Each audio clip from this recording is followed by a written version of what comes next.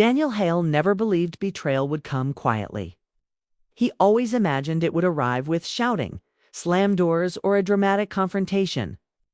Instead, it came in the form of an email sent at 6:42 p.m., marked urgent, written in calm, professional language that pretended nothing was wrong. The office was almost empty when Daniel opened it. Most employees had already gone home. The lights above flickered softly, and the city beyond the glass walls glowed with evening traffic. Daniel had stayed late to review numbers for a project he and his partner, Marcus Reed, were supposed to discuss the next morning. It was routine, safe, familiar. The email changed everything. Daniel read the first line once, then again, then a third time.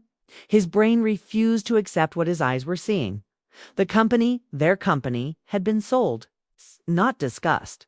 Not negotiated together. Sold, finalized, signed.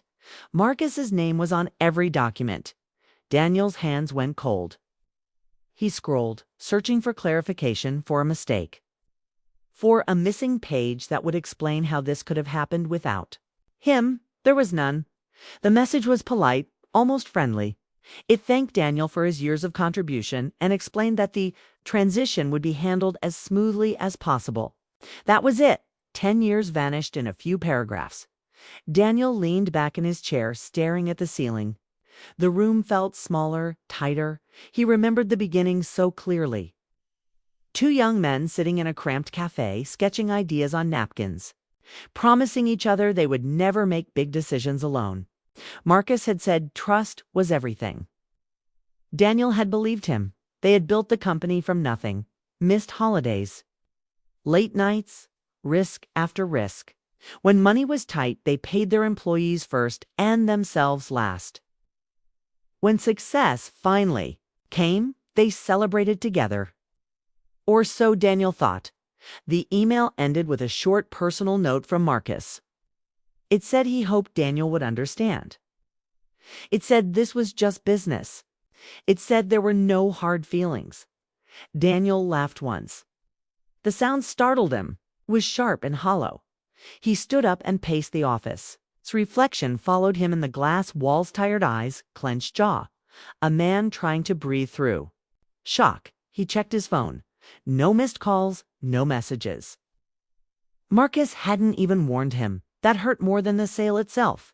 Daniel tried calling Marcus straight to voicemail. He didn't leave a message. He didn't trust his voice. Instead, memories rushed in without permission. Marcus convincing him to take bigger risks. Marcus insisting they wait before hiring a lawyer. Marcus saying, "We don't need paperwork. We trust each other." Each memory now felt sharp, like broken glass. The betrayal wasn't sudden. It had been planned, carefully, quietly. Daniel finally shut down his computer and left the office. Outside, the air was cold. Cars passed, people laughed. Life continued, unaware that his had just split in two. He walked without direction, replaying every conversation from the past year. Searching for signs he had ignored dotted home, he poured a glass of water and forgot to drink it. He sat on the couch and stared at nothing. Anger hadn't arrived yet. First came confusion. How could someone who shared his dreams also destroy them? Sleep refused to come.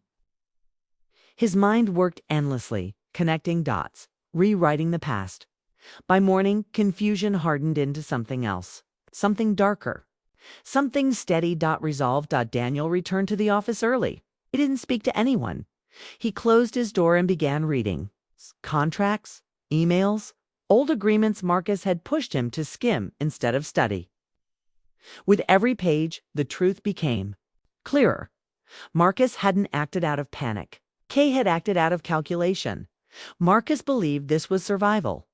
In his mind, selling alone was smart, necessary. He had likely convinced himself Daniel would slow things down. That Daniel would hesitate. That Daniel didn't deserve an equal share anymore. The thought burned. Daniel felt wronged, yes, but also replaced. As if his loyalty had become a weakness Marcus could afford to discard. That realization cut deep. Trust, once broken, does not shatter loudly. It crumbles silently, leaving nothing solid behind. By midday, Daniel understood something. Else Marcus had underestimated him. Daniel wasn't powerless. He knew the company's history. He knew where decisions were made together, even if paperwork said otherwise. He knew which investors trusted him. Okay? And most importantly, he knew Marcus's habits, his shortcuts. His confidence that no one would challenge him. A quiet idea formed. It wasn't violent, it wasn't reckless, it was precise. Justice, Daniel told himself. Not revenge, justice. But the line between the two was already blurring as the day passed. Daniel noticed how anger sharpened his focus. Every detail mattered. Every memory had purpose now. The pain didn't slow him down, it pushed him forward. He wasn't reacting anymore. He was planning. Yet beneath the determination, something else stirred. Doubt. Daniel asked himself if this was worth it, if chasing payback would heal the loss or deepen it. But the questions faded when he imagined Marcus celebrating his success, free from consequences. That image fueled him by evening. Daniel had made a choice. He would not confront Marcus emotionally. He would not beg or demand explanations. He would let facts speak. He would expose the truth not loudly, not publicly, but effectively. As he left the office, Daniel felt changed, not stronger, not better, just different. The man who believed loyalty was enough was gone. In his place stood someone who understood that betrayal demands a response and that silence is sometimes the loudest weapon of all. Revenge did not arrive like a sudden storm. It settled into Daniel's life like a constant pressure, quiet but heavy, shaping every thought he had. From the moment he accepted the truth of Marcus's betrayal, his days began to move faster, sharper, filled with purpose he had never felt before. Daniel woke before sunrise each morning. His mind no longer wandered. Every thought moved in straight lines. He made coffee, opened his laptop, and returned to the evidence. Emails, meeting notes, financial records. The past unfolded in patterns that were impossible to ignore. Marcus had always pushed for speed, always avoided details. Daniel now understood why. At the office, Daniel kept his expression calm. No one suspected anything. To them, he was the same focused partner he had always been. Inside, however, every step felt deliberate. Every hallway felt like part of a long game. He began making quiet calls. Old clients, early investors, people who trusted his judgment more than Marcus's charm. He asked simple questions. He listened more than he spoke. With each conversation, he learned how Marcus had shaped the story, how he framed the sale as a bold move made alone because timing demanded it. Marcus believed the narrative was under control. Daniel knew better. At night, when the city slowed down, the weight of revenge grew heavier. Planning gave him energy during the day, but darkness brought reflection. He lay awake replaying conversations that once felt harmless. Jokes Marcus made about ownership, comments about control.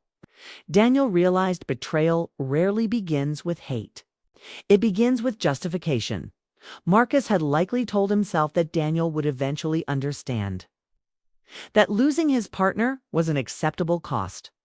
In Marcus's mind, the company mattered more than loyalty. That belief made him feel right. Understanding this didn't soften Daniel's anger. It sharpened it. Still, something inside Daniel resisted. A quiet voice asked what would happen after the plan was complete. What would remain once Marcus faced consequences? Would satisfaction last? Or would anger simply look for a new target? Daniel ignored the voice. He dug deeper. He discovered meetings he was excluded from. Documents rushed through without full disclosure. Small legal gaps Marcus assumed no one would notice. These were not accidents. They were choices. The more Daniel learned, the more powerful he felt. Knowledge became armor. Yet with every discovery, the man he used to be felt farther away. He had once believed trust was strength. Now he questioned everything. Friends noticed the change. Daniel declined invitations. He stopped answering casual messages. Conversations felt like distractions. His world narrowed until only one thing mattered: making things right or making someone pay. Marcus, meanwhile, thrived. He moved into a new office. He spoke at events. He smiled for cameras. From the outside, the sale looked like a victory. To Daniel, it looked like a lie built on stolen ground. One afternoon, Daniel finally met Marcus face to face. It was accidental. The hallway was narrow. There was no escape. Marcus looked surprised, then relieved.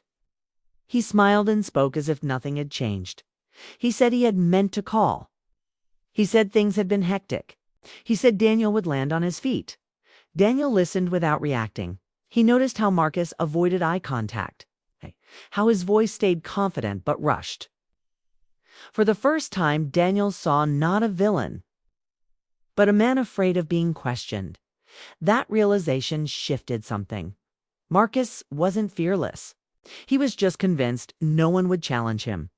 That night, Daniel adjusted his plan. He didn't want chaos. He wanted control. He wanted Marcus to feel the same uncertainty he had felt when reading that email. Yet doubt returned stronger than before. Daniel wondered if revenge was turning him into someone he would not recognize once it was over. He had gained clarity, but lost peace. Every victory felt incomplete. Every step forward carried a shadow. Still, the idea of walking away felt impossible. Doing nothing felt like surrender. And surrender felt like accepting betrayal as deserved. So Daniel moved forward. He prepared the final step carefully. Timing mattered. Precision mattered. He wanted no mistakes. As the moment approached, the tension inside him grew unbearable. His hands shook. His breath felt shallow. This was no longer just about Marcus. It was about who Daniel chose to be. As the night deepened, Daniel sat alone, staring at the screen that held everything he needed. One action could end it all. One action could define him. And for the first time since the betrayal, Daniel hesitated not. Because he was afraid to act. But because he was afraid of what acting might cost him. The plan was ready. The question was no longer how it was whether revenge would finally bring him peace, or take the last part of it away. The night Daniel had prepared for arrived without ceremony. No dramatic signs, no warnings. Just silence and a glowing screen in a dark room. He sat at his desk, shoulders tight, eyes fixed on the files he had spent weeks gathering. Every document told a piece of the truth. Together, they formed a story Marcus never intended anyone else to read. One move could release it all.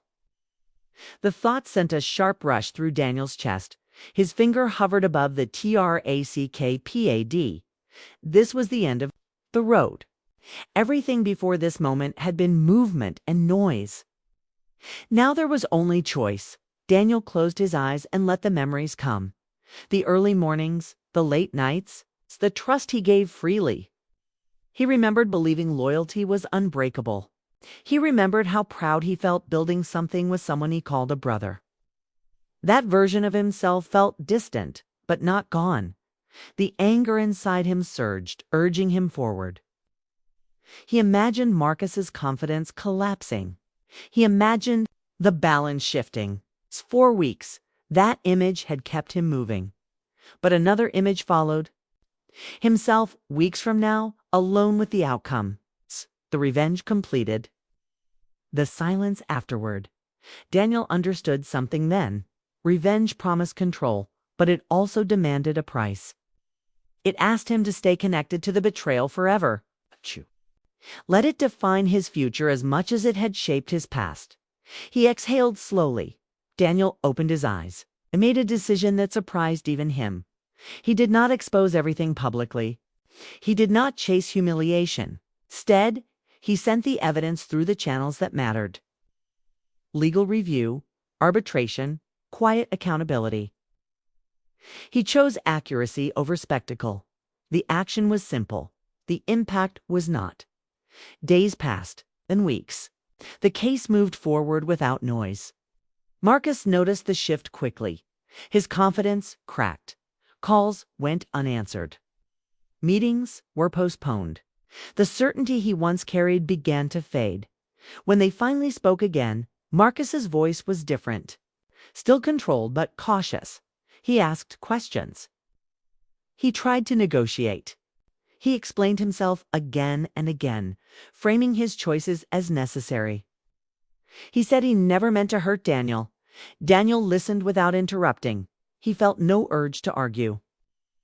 The anger that once burned so brightly had cooled into something steady. He no longer needed Marcus to understand. He only needed the truth to stand. The settlement came quietly. No headlines. No public drama. Daniel recovered part of what he lost, but not everything. Strangely, he felt no disappointment. What mattered more was what he gained back: his sense of direction. When it was over, Daniel expected relief. What he felt instead was clarity.